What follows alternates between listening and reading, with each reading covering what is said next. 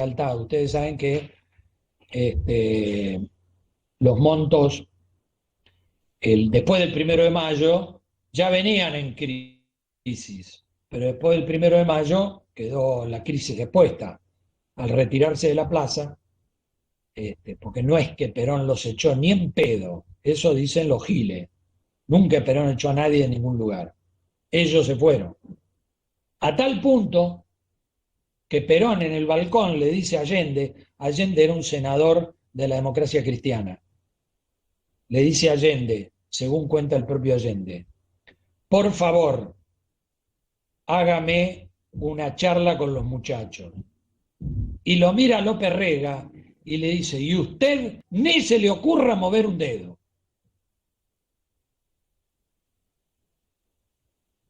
La otra falacia es hacer creer que Isabel tenía que ver con las 3A. Las 3A es un organismo creado por las Fuerzas Armadas para su propia conveniencia, para la continuidad, porque sabían que Perón se moría, ¿cuánto iba a tardar? Un año y medio. Y a los muchachos Montos le venía bien, porque los tipos decían, bueno, después lo agarcamos los militares y nos quedamos nosotros con la patria socialista. Una imbecilidad que no se le puede ocurrir a nadie más que a estos tipos, ¿no? Que es más o menos como todos los giles que dejan a otro en lugar suyo creyendo que van a volver. Ni ahí. Bueno, estoy para Sí, las preguntas y para respuestas. Lucho, yo te quería pedir a ver que leas los comentarios que han hecho los compañeros en el chat. ¿Podés hacer eso, Lucho? A ver si puedo.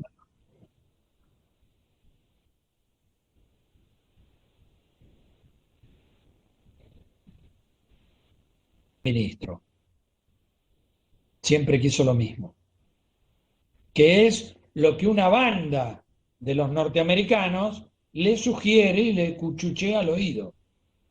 No vayan a creer que el imperio es una cosa homogénea, ni en pedo.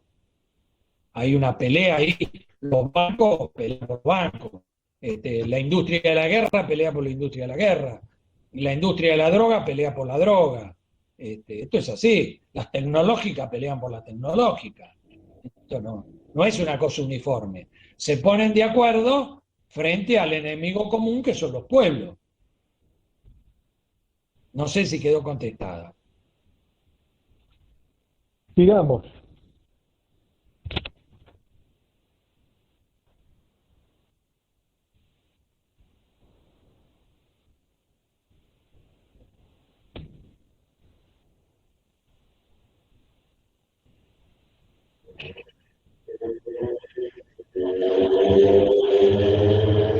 Sí, allí hubo una cosa muy parecida a la que piensa Cristina. El general Perón tenía una idea. El general Perón sabía que el peronismo que él había contribuido a formar se había corrompido. Él lo sabía. Este, por el tiempo, por la pérdida. Ustedes no se olviden que dentro de la columna vertebral apareció el bandorismo, que era el peronismo sin Perón.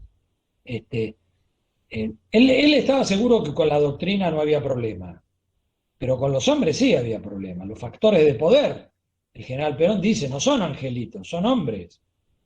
Nosotros tampoco somos angelitos, somos hombres y mujeres, ¿no?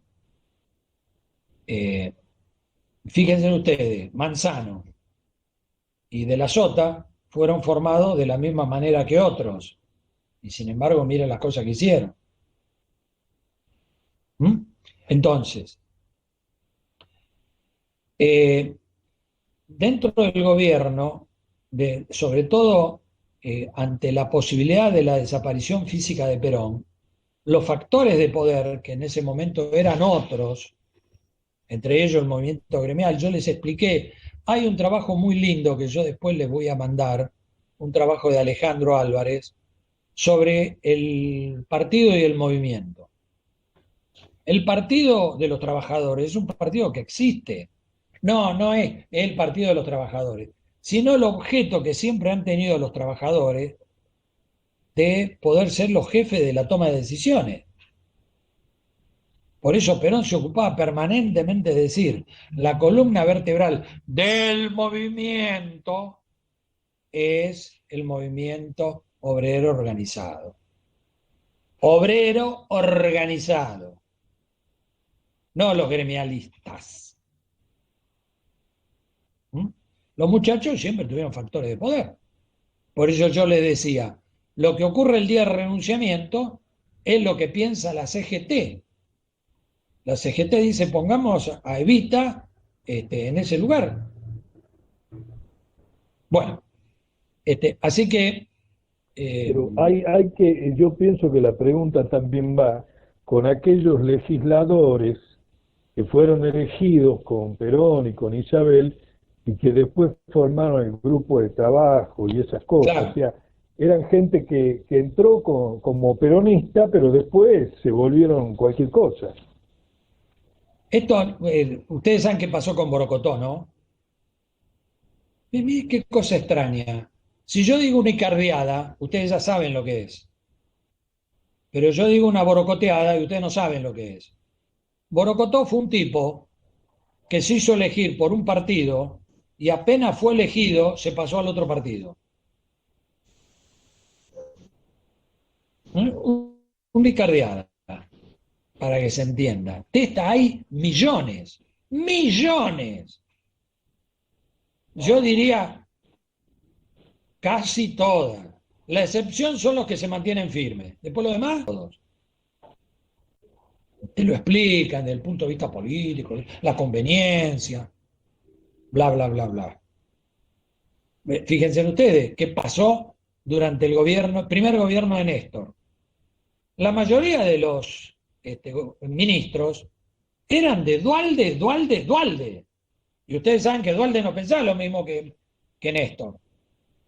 Dualde pensaba que Néstor era un tarambana, que le venía bien para su plan político, y entonces lo ponemos a este Gil que tiene apenas el 1% del electorado. Y el Gil creció, creció, creció, creció, rompió el culo. Piense usted, Aníbal Fernández era Dualde, Dualde, Dualde. El presidente de la Cámara era Dualde, Dualde, Dualde, el negro Camaño. El ministro de Defensa era Pampuro, Dualde, Dualde, Dualde. Puedo seguir nombrando. Salvo Devido, Jaime y esos tipos que venían de la rosca del sur, los demás eran todos de acá. Julio Bárbaro era Dualde, Dualde, Dualde. En el grupo de trabajo, que eran los diputados que se excusaban diciendo que estaban a la izquierda, ¿viste? En realidad estaban en sus negocios. No, no, eso no estaba. Recuerden ustedes también que hay un grupo, el grupo de los 8, que son los que van y le renuncian a Perón. Los tipos se dan cuenta después que es una cagada. Y dice, pará, renunciamos y nos perdimos la joda. Entonces después no renuncia a nadie más. En el libro está muy bien explicado esto. En el libro de... Porque además él era diputado. ¿Cómo se hacían las cosas? Bien, otra pregunta.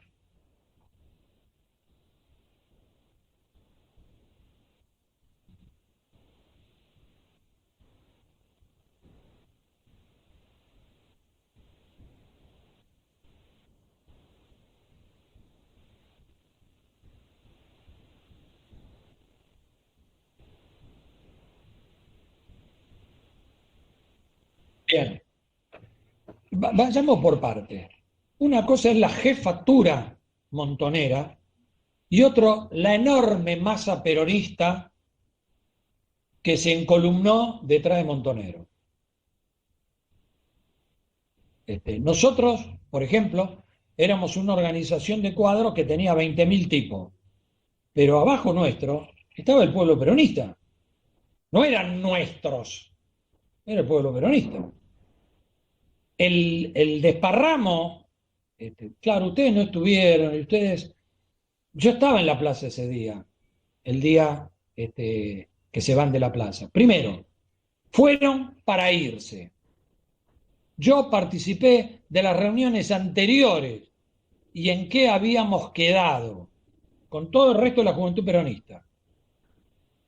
Que no se iban a llevar banderas, que se iba a permitir hablar, que no iba a haber inconvenientes, que no se iba a atacar a los gremialistas. Estaban todos de acuerdo. Para nada de eso ocurrió. Nada ocurrió de eso. En principio, las columnas, nosotros entramos por Diagonal Norte, que deriva justo en donde está la municipalidad. ¿Y qué era lo que ocurría ahí? Apenas pasado el primer vallado, se armaron allí las pancartas y entraron con las columnas. ¿Cómo llevaban los montoneros a su gente? En corralitos. Porque como no había una conducción, nosotros nunca íbamos 15.000 tipos juntos a la plaza y no necesitamos un corralito. Porque teníamos una conducción, una consigna y sabíamos qué teníamos que hacer. ¿Y qué no teníamos que hacer? Sabía todo. Pero cuando vos llevas un montón de tipos que no son tuyos, que los llevás porque les llevaste en el colectivo, porque le conseguiste determinada facilidad, porque los traés de acá, los llevás para allá, para que no se te escapen, lo tenés que meter dentro de un corralito. Y así lo llevaban.